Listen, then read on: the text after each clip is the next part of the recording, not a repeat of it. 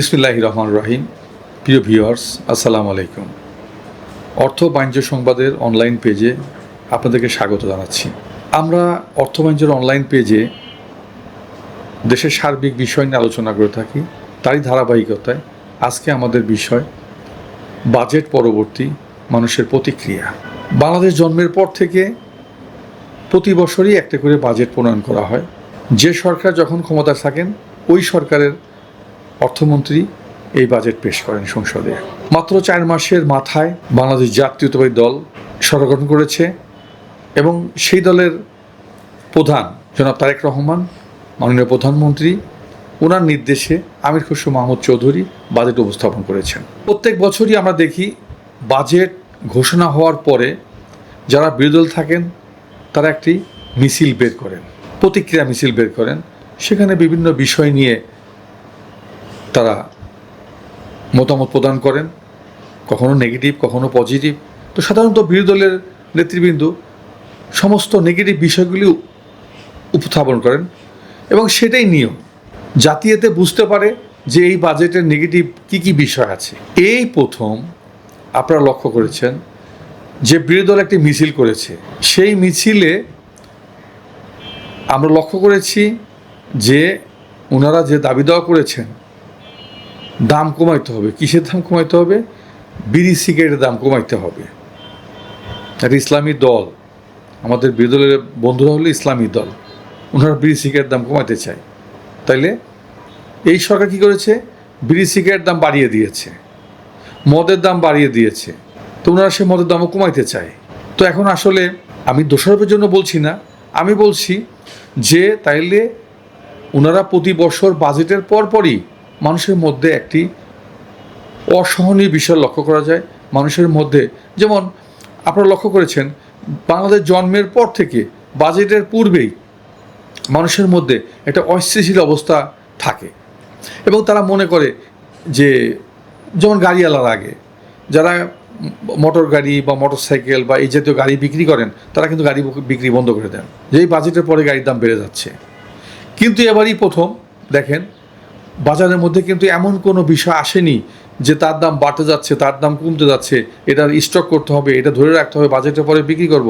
আমার মনে হয় এই প্রথম বাজেট যেটা আগে পরে মানুষের মধ্যে একটা অস্বস্তিকর পরিবেশ এখন পর্যন্ত বিরাজ করেনি। দাম বেড়েছে, সিগারেটের দাম বেড়েছে, মদের দাম বেড়েছে, যেগুলো মানুষের শরীরের জন্য ক্ষতিকর, যেগুলো না খেলে চলে, বিলাস পণ্য, সেগুলো দাম বাড়িয়েছে সরকার।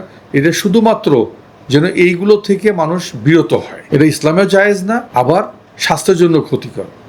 সরকার সেদিকেই মনোযোগ দিয়ে দাম বাড়িয়েছেন। বরাদ্দ দিয়েছেন কোথায়? এটা হলো কৃষি বান্ধব সরকার, শিল্প বান্ধব সরকার, উনি স্বাস্থ্য বান্ধব সরকার। বাংলাদেশের স্বাস্থ্যক্ষেত্রে বেহাল অবস্থা। হয়তো এক বছরে প্রথম বছরেই উনি হয়তো সব স্বাস্থ্য মানুষের ঘরে ঘরে স্বাস্থ্য সেবা পৌঁছে দেবেন, এটা আমাদের আশা করা ভুল এবং পারাও অসম্ভব।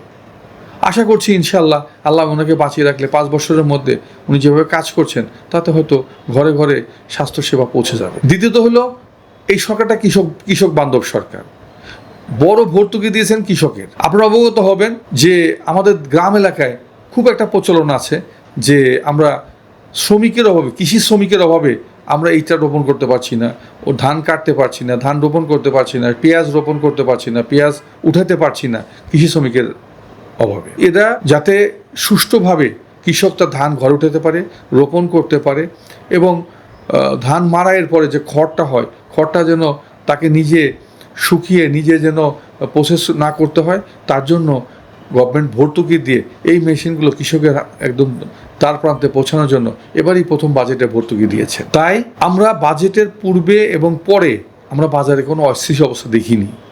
এখন পর্যন্ত বাজেটের পরে আপনি কিন্তু কোনো পণ্যের দাম একবারে বেড়ে অনেক উপরে উঠে যাওয়া আবার নিচে নেমে আসা এটা আমরা দেখি এবং এর ধারাবাহিকতা দেখবেন যে সারা পৃথিবীতে আজকে আমেরিকা ইরান যুদ্ধের কারণে সারা পৃথিবীতে কিন্তু পণ্যের দাম বেড়েছে, অস্থিতিশীল অবস্থা হয়েছে, তেলের দাম বেড়েছে অসহনীয় পর্যায়ে। আলহামদুলিল্লাহ একমাত্র এই বাংলাদেশে পণ্যের বাজারে অতটা আনরেস্ট হয়নি, মানুষের মধ্যে অসহনীয় ভাব আসেনি এবং মানুষকে বিব্রতর অবস্থায় পড়তে হয়নি। তো আমরা এটাই মনে করছি যে যদি কোনো সরকার প্রধান চায়, ওনার সদিচ্ছা হয়, তাহলে কিন্তু ওই দেশের প্রজা সবসময় কিন্তু এই একই হয়তো অনেক ভালো অবস্থার মধ্যে থাকবে না, অনেক বড় লোক হবে না, কিন্তু সবাইকে ভালো রাখার জন্য, ভালো থাকার জন্য একটি প্রক্রিয়া হয়ে যায়। এখানে 10 জন, 5 জন, 1000, 2000, 5000 লোক 1000 কোটি টাকা, 100 কোটি টাকা, 500 কোটি টাকার মালিক হয়ে কোনো লাভ নাই। যদি তার চেয়ে 20 কোটি জনগণের 18 কোটি 15 কোটি জনগণ যদি